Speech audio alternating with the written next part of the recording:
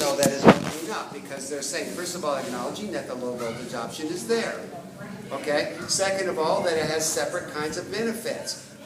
Right? The door is opening. Yes? I had a similar question. I was over there. The answer I got was that this line would give us access to wind turbine energy from Minnesota and the Dakotas, which seems to make sense because people in Wisconsin don't seem to want to build wind turbines. Right. And I don't know what year it is, but 2015, 10%. 10%. So if we don't build them here, it's got to come from somewhere. But keep in mind on the mandates for the renewable energy, we have similar mandates in Minnesota and other states as well.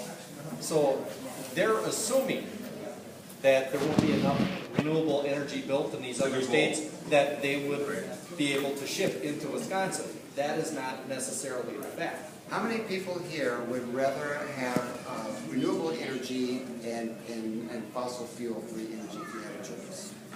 Depends how much it costs. Okay, we'll bargain that. I mean, if anyone knows anything about global warming, there's a lot of support for this, okay, very strong. So, one of the things that we did at the Lafarge meeting is we said, okay, you're going to provide high-quality renewable energy. Tell us what that will be. We don't talk about those things, okay? So since then, we've done some investigating, and this is what Tom's talking about. We have in Wisconsin a 10% renewable energy, and that's sold so that you have 100 units of electricity that are sold, that 10 of those units would be generated by renewable energy. That's the way it's done, by total electricity, not by overall generation. In Minnesota, we have a couple of targets here. One of them is to have 30% by 2020. That's in the Excel eastern kind of section of the state, and then we also have a target of, what's the other one? 25% by 2025, I believe it is. But basically, 25 by 25. Yeah, 25 by 25. Okay, so higher than Wisconsin. So the idea here is that we would bring the energy in from Minnesota and from North Dakota, South Dakota, hydroelectric power in Canada. It's a big MISO area. I can show you another chart to show you how all the transmission lines run. Basically, or would run. The idea here is that we have to increase this output to make up for it. A big caveat to understand about renewable energy developments is that the federal government poured huge amounts of money and tax incentives during the stimulus package. Huge. It actually, if you look at the generation output of wind generation during that period of time, it is just astronomical gains that were taken. This is the actual growth in renewable energy from 2, 6, 7, 8, on 10. After 10, you can see even at the end of the stimulus package there, when part of the money was still left, that huge drop-off between 9 and 10, and now all of those programs, including the tax incentives, are gone. And the tax incentives were huge. You might know some about those. I mean, basically, investors were just kind of like a no-risk scenario with the instant return on their money. So it was a big push. The idea was, let's make this happen.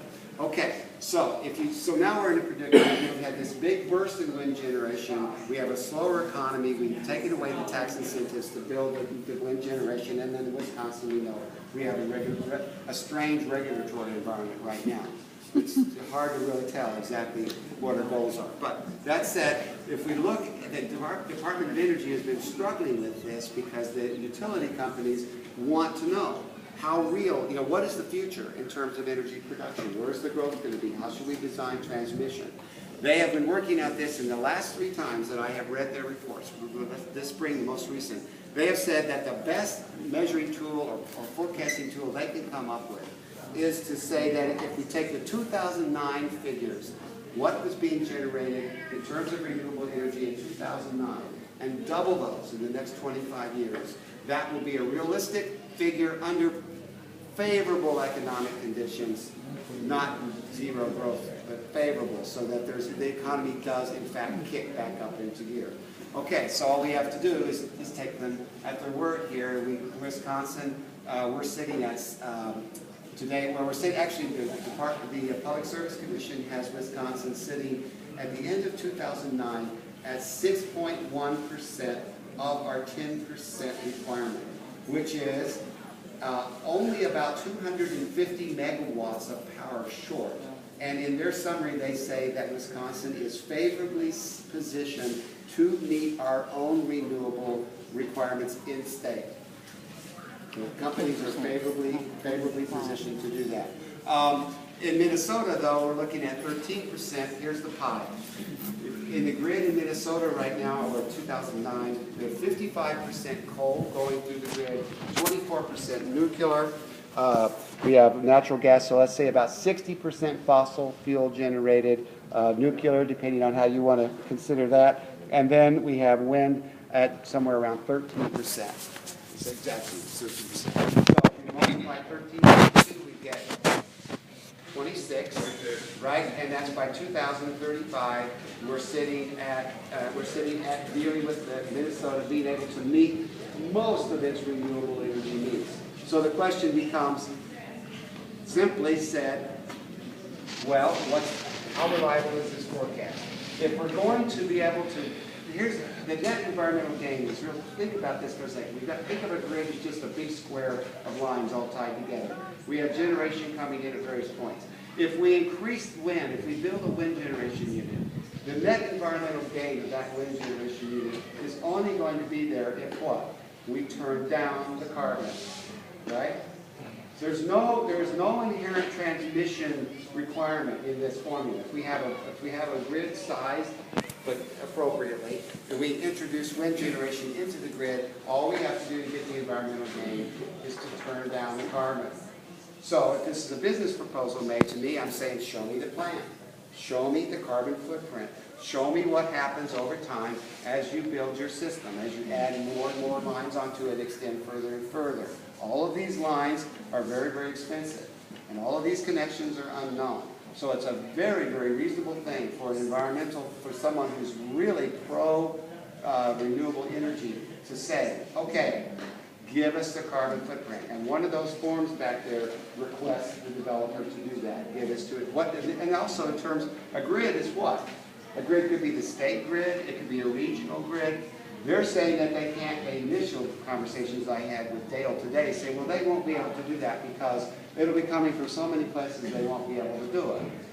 So I'm saying what you're telling me is that you're going to build wind generation here. You're not going to turn, there's no protections for turning down the carbon here. There's no plan to turn down the carbon here. And then you're going to build a big spigot on that grid in Minnesota, and you're going to run that across Wisconsin. Right? So now you've opened up the auditory, the area that you're going to audit, that you're going to have to do the carbon footprint on. But somebody has got to do this. The Badger Coulee line and the CapEx 2020 lines are repeatedly defined as the opening or spigot lines for a Midwest plan. Here we are. Here's Badger Coulee, which is the high voltage solution. Remember that. And the CapEx 2020 line here, which is the high voltage solution. Okay? Those exist here in the flow from east to west. And I can show you some market plans and stuff, but this will give you an idea of the network, depending on the numbers, $40 to $70 billion of infrastructural demand. And the blue lines that you see here in this chart, take a look at that, study that. Look at they're faint, but look how many faint blue lines there are. Those lines are these that are already built. Oh, hold it up again.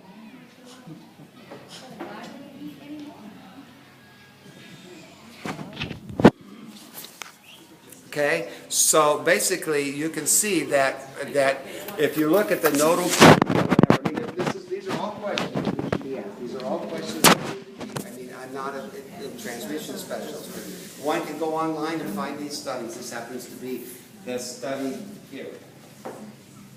If you're curious about the graphic here, that is indeed, this is one of the studies if you read your ATC literature carefully, it will match the Strategic Midwest Area Transmission Study. There are several, about a dozen studies, but this is one of them. This particular line is estimated at $36 billion with 16,000 miles of